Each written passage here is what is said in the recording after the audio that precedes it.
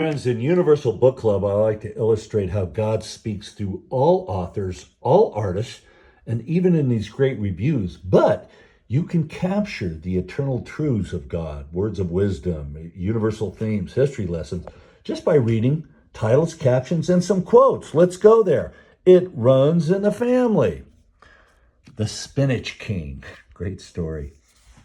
More than a man of his time, Buckley. And then the second one, American impresario. Hyperactive, magnetic, and eager to debate. William F. Buckley Jr. wasn't easily forgotten, that's for damn sure. He gave the commencement address at Notre Dame when my wife and I graduated in 1978. Look at this one, 5 best books on leaders in business and philanthropy.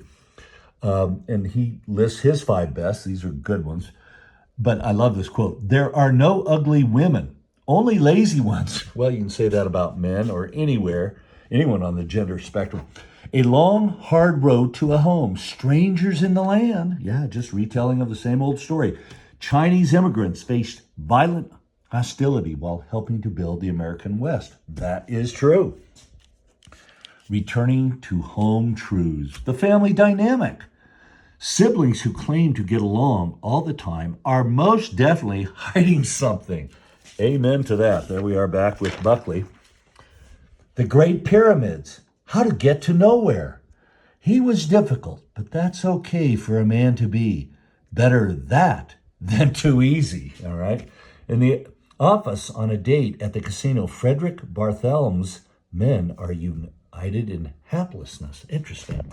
And then fiction, science fiction, and fantasy.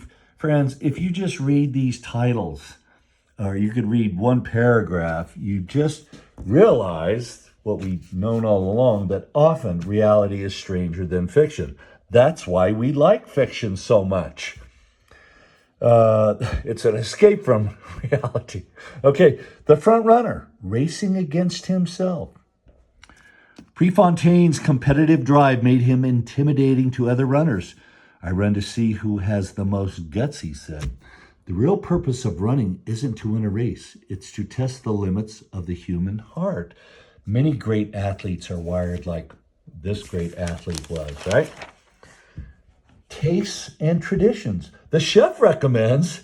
Restaurants have used illustrations, elaborate descriptions, and even emojis to whet diners' appetites. Well, we know that. Food, it appeared, could be important.